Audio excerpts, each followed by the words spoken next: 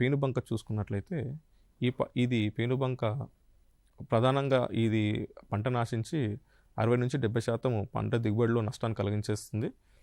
ఇది ముఖ్యంగా లేటుగా అంటే ఆలస్యంగా విత్తుకునే పంటల్లో ఎక్కువగా ఆశించడానికి అవకాశం ఉంది. ఇది ముఖ్యంగా 45 రోజుల తర్వాత పంటను ఆశించి అధికంగా నష్టపరుస్తుంది. ఈ యొక్క పిల్ల పురుగులు, తల్లి పురుగులు లేత ఆకులను, కాండంని మరియు ఆకులు కింది భాగాన్ని రసం పీల్చడం వల్ల మొక్కలు వడిలిపోయి మొత్తము కూడా కుచించుకుపోతాయి.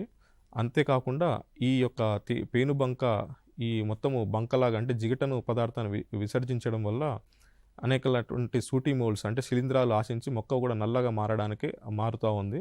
దీనివల్ల దిగుబడి కూడా అధికంగా తగ్గుతూ ఉంటుంది. ఈ యొక్క పేనుబంక ఆశించే పంటను చూసుకున్నట్లయితే ఇది ముఖ్యంగా మొదటగా బార్డర్స్ నుంచి వస్తుంటుంది. అంటే చివర్ల నుంచి వచ్చి లోపలికి ఎంటర్ అవుతూ ఉంటుంది. కాబట్టి ఇది రైతులు ఈ యొక్క పురుగును గమనించిన వెంబడే దాన్ని మేనేజ్మెంట్ కోసము మనకు చాలా రసాయన మందులు అందుబాటులో ఉన్నాయి. కాబట్టి మొదటగా బార్డర్స్ నుంచి పిచికారి చేసుకుంటూ లోపలికి వెళ్ళినట్లయితే ఈ యొక్క పురుగును సమర్థవంతంగా మనం అరికట్టవచ్చు.